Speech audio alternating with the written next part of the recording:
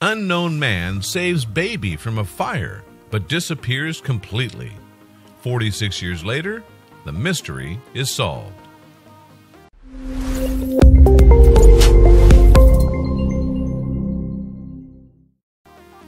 On July 2, 1971, a 24-year-old student at Fresno City College went home after an evening at the racetrack. On his way home, he noticed a strange glow and started driving toward what he assumed was a fire. He arrived at a house that was completely engulfed in flames. 3 young girls stood outside in their nightgowns. There was also a terrified mom shouting at one of the other children who was still inside the house. The police had just arrived, but the fire department wasn't there yet. The desperate mother, Carol Magee, told the police and the stranger what room her baby was in. There was no time to waste. Since the only people at the site were the police and the young college student, the police broke a window and hoisted the college student into a smoke-filled room where the child was supposed to be. The stranger found the baby and picked him up. Thankfully, the baby was completely unharmed. The young hero left through the window and then climbed out of the burning house. Everything went well, except that he was cut by the glass shards on the broken window. Moments later, as the mother gratefully hugged her child, the mysterious student disappeared. At that moment, the ceiling collapsed and the child's room was swallowed by flames. The young man who saved the baby returned to his life and never heard anything more about the baby he had saved. The local newspaper wrote a piece about the horrible fire, but they had no information about the mysterious Good Samaritan who saved the baby that night. A friend of the stranger contacted the newspaper to inform them that the mysterious student's last name was Freund. However, the family couldn't find the mystery hero, and they never got to say thank you.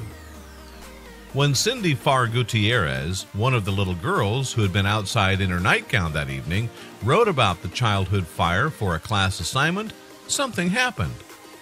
She wrote a letter of thanks and sent it to the local newspaper, the Fresno Bee, and requested that they publish the letter as an advertisement. If the student named Freund still lived in the area, maybe he would see it.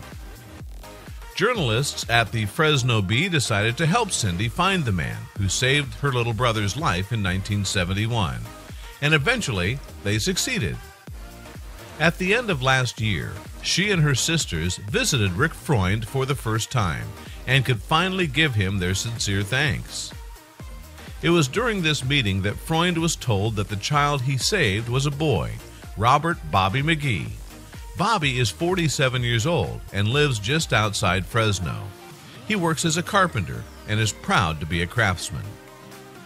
Bobby also owns a pumpkin patch in Fresno where he works during the fall.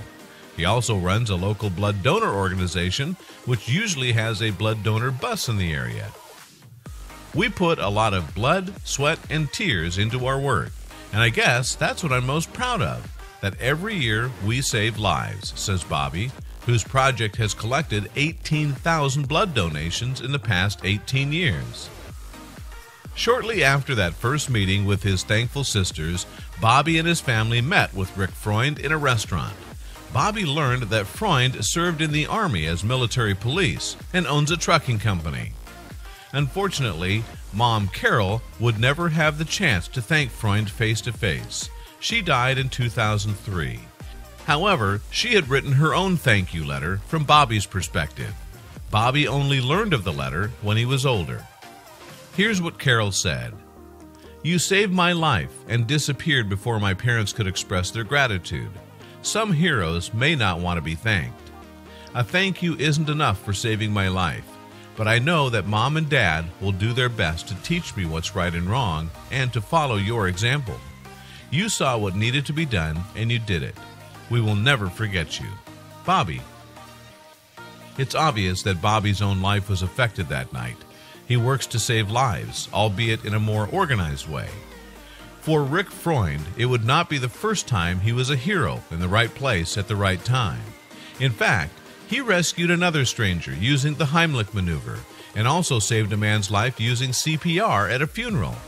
The same thing happened a few years later, but that time, Rick rescued a man in cardiac arrest while they were out hunting. Rick has received several awards for heroism, and this quote summarizes his life story quite well. You see something wrong and you take a deep breath. When you see that no one else will help, then you go in and do it.